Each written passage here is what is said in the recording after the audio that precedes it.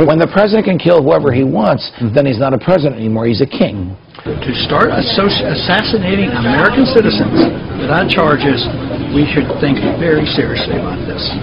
There aren't even any charges filed against him other than what the president's people have publicly said about him. Can we just say that because of what we think he said to somebody in a foreign country, he's lost his right to life and American agents can just kill him? If the American people accept this blindly and casually, that we now have an accepted practice of the president assassinating people who he thinks are bad guys, I think it's sad. I strongly object to the president institutionalizing a policy that explicitly says that he has the authority to target American citizens because he believes they're bad people.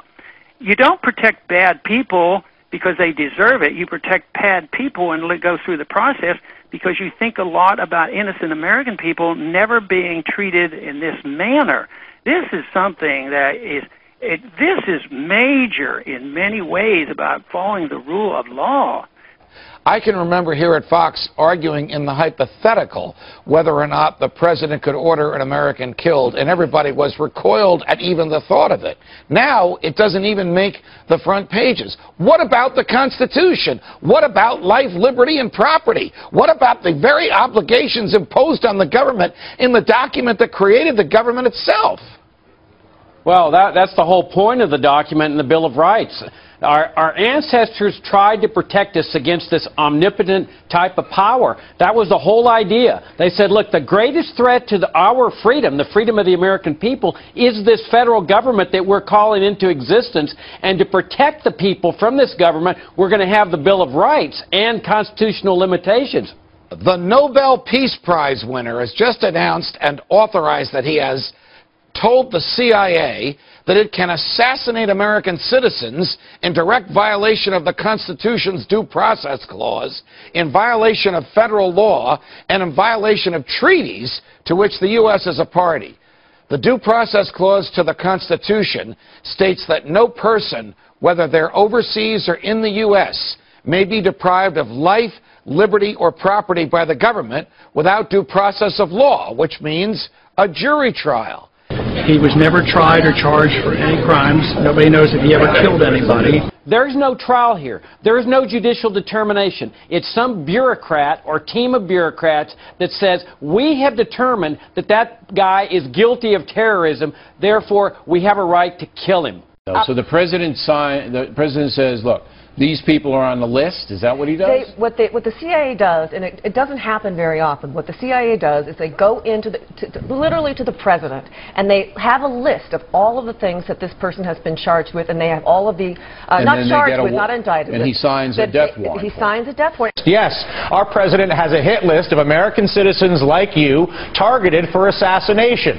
And there are indications that the list of Americans targeted for assassination is growing. Well, we all know that their definition of terrorism in every government, every dictatorial regime, inevitably starts going to the area of people who criticize what the government's doing, arguing against it, arguing against the immorality. Ultimately, they start seeing those people as the enemy, people that need to be taken out. I mean, this power is the power that the Chinese communists wield, that the Soviet communists wielded, that they wield in Burma, North Korea. That's now a core feature of the U.S. government. That's not what this country is supposed to be all about, Judge, as you well know. I think a court will decide the president doesn't have the authority to kill somebody because of their words that they utter in another country. Look at the controversies that were created during the Bush administration when the president got caught spying on American citizens without warrants or trying to detain them without due process. Here you're talking about something far more extreme. You're talking about targeting American citizens for murder, for assassination, based merely on the allegation that they're involved in terrorism. No evidence, no charges, no trial, nothing.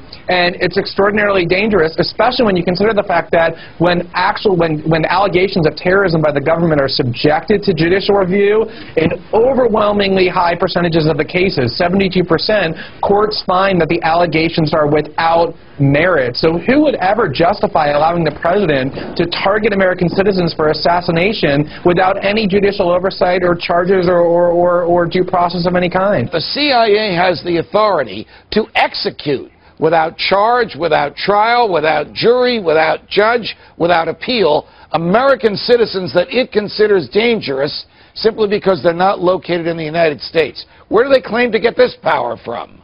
The president's battlefield powers extend everywhere, even to places where there is actually no combat whatsoever. It's not just overseas, because notice that they've always claimed that the U.S. is part of this battlefield. That means implicitly that they're saying the CIA can now assassinate any American, not only overseas, but here, as long as they label him a suspected terrorist. Well, that's probably what will come next. Or potentially calling you or me a terrorist and trying to have us killed. But I also like the rule of law, and I like our Constitution. I like the Fifth Amendment, that you don't just target people and assassinating somebody who has not been charged and you have no proof of anything. So if we want to protect American citizens from that type of justice, we have to be more cautious. This has never been done before. This announced policy was about a year and a half ago by our administration that said that American citizens can now be targeted for assassination. This is very, very dangerous. You know, who knows what the future will bring? Maybe just dissenters would be potential terrorists already. It doesn't take a whole lot to be a potential terrorist. Somebody who tried to institute sound money was charged with being a terrorist. That was one of the charges made. So I would say that we should be more cautious. This doesn't mean that we shouldn't deal with this problem and go after these people and deal with it, but just to do this casually or celebrate it, I consider that very dangerous. During the 8 years of the Bush administration, the battle was over torture. Whether they had the power to torture people that they labeled as terrorists with no trial. Now Obama's taking it one step further and saying, well, we don't need to deal with torturing people anymore. We just kill them. And as you point out, it extends to Americans now. You look at what Democrats, including Barack Obama, objected to. It was merely things like eavesdropping on Americans and detaining them without due process and without charges. And now Democrats have completely abandoned those objections now that there's a Democrat in the White House. And apparently not just detaining and eavesdropping Americans, but targeting them for murder is acceptable to the Democratic Party now that there's a Democrat in the White House. And again, if you justify that, targeting American citizens for assassination without any due process, what don't you approve? Neither you nor I hesitated to criticize the Bush administration when it was engaging in torture, when it was engaging in spying without warrants, when it pushed through the Patriot Act, which authorizes federal agents to write their own search warrants. There was a huge outcry over all of those things: torture, NSA spying, self-written search warrants. Why isn't there a hue and cry in the media today over the Obama administration claiming it can summarily execute Americans that it thinks have helped terrorists in foreign countries? Not that it has proven to a jury, but that it thinks it has helped Americans, has attacked Americans in foreign countries. Well, all too often the media has become the mouthpiece for the administration, regardless of which administration is in power. I mean, and conservatives bear some of the responsibility here, because they vested these powers in George W. Bush, and we libertarians kept saying, you cannot do this. You have to assume that your worst enemy is in power before you vest these powers in there. And sure enough, now Obama, who the conservatives are calling this dangerous socialist, now has all these powers that they vested in Bush. By undermining the linchpin for protecting basic human liberty, President Obama is proclaiming that the executive branch of the government of the United States of America has the explicit right and authority to murder American citizens. The extra-constitutional CIA, which has been constantly expanding its powers since World War II, has been more than happy to carry out the executive's illegal orders. The Constitution to the United States was written to restrict the power of the federal government and to assign to it very specific duties.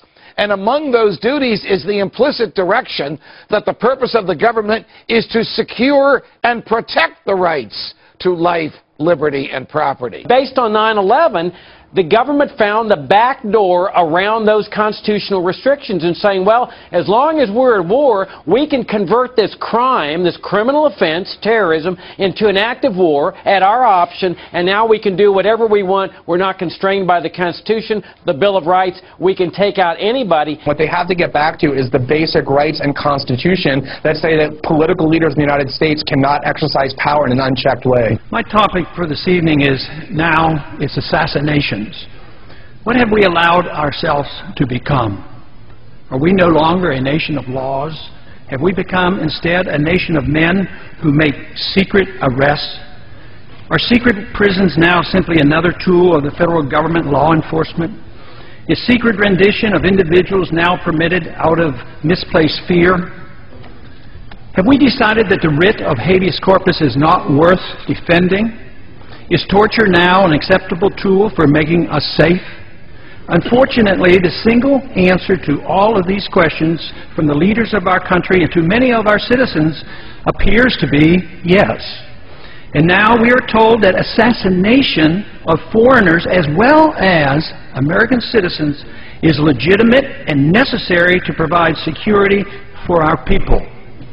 It is my firm opinion that nothing could be further from the truth. Secret arrests, secret renditions, torture, and assassinations are illegal under both domestic and international law. These activities should be anathema to the citizens of a constitutional republic. The real threat doesn't arise from our failure to torture. Rather, desensitizing our nation to the willful neglect and sacrifice of our civil liberties fought and died for over the centuries is the threat. The concept of habeas corpus existed even before King John of England was forced in 1215 by his rebellious barons to sign the Magna Carta. This basic principle and expression of individual liberty, which has survived 800 years, greatly influenced the writing of our Constitution and our common law heritage. Today, we hardly hear a whimper, either from the American people or a stone silent U.S. government as our cherished liberties are eradicated. Instead, we have a government that deliberately orchestrates needless fear and makes people insecure enough to ignore the reality of their lost liberties. The latest outrage is the current administration's acknowledgement that we now have a policy that permits assassination not only of foreign suspects, but of American citizens as well. Of course, the CIA has used secret assassinations in a limited fashion for decades, despite international, domestic, and moral law. When done secretly, as in the past, our government at least recognized that assassination was illegal and wrong. Frighteningly and astonishingly, however, the policy is now explicit. National Intelligence Director Dennis Blair, in open testimony before the House Intelligence Committee on February 3rd of this year, acknowledged that American citizens can indeed be assassinated at our government's discretion. The U.S. government attempted to assassinate Anwar al-Awlaki in Yemen without even charging him with a crime. We're told this evidence is secret, that he does not deserve any constitutional rights, and that some unknown individual in the administration has the authority to declare him a threat, and therefore a legitimate target for assassination. Yes, I know he's probably a very bad person. Yes, I know that only a few Americans are on the assassination hit list. Yes, I know that artificially generated fear makes a large number of Americans inclined to applaud this effort, which supposedly will make us safe. But if this could become standard operating procedure and a permanent precedent is established, let me assure you that this abuse of the law will spread. It's time for Congress and the American people to wake up to the realities of the dangers we face. We must remember as members of Congress that we have taken an oath to protect and defend the Constitution from all enemies, foreign and domestic. It should not be that difficult to distinguish the difference between the danger posed by the underwear bomber and the danger posed by a government that endorses secret prisons, torture, and assassinating American citizens. And I yield back the balance of my time. I have 2 words for you: predator drones. You will never see it coming.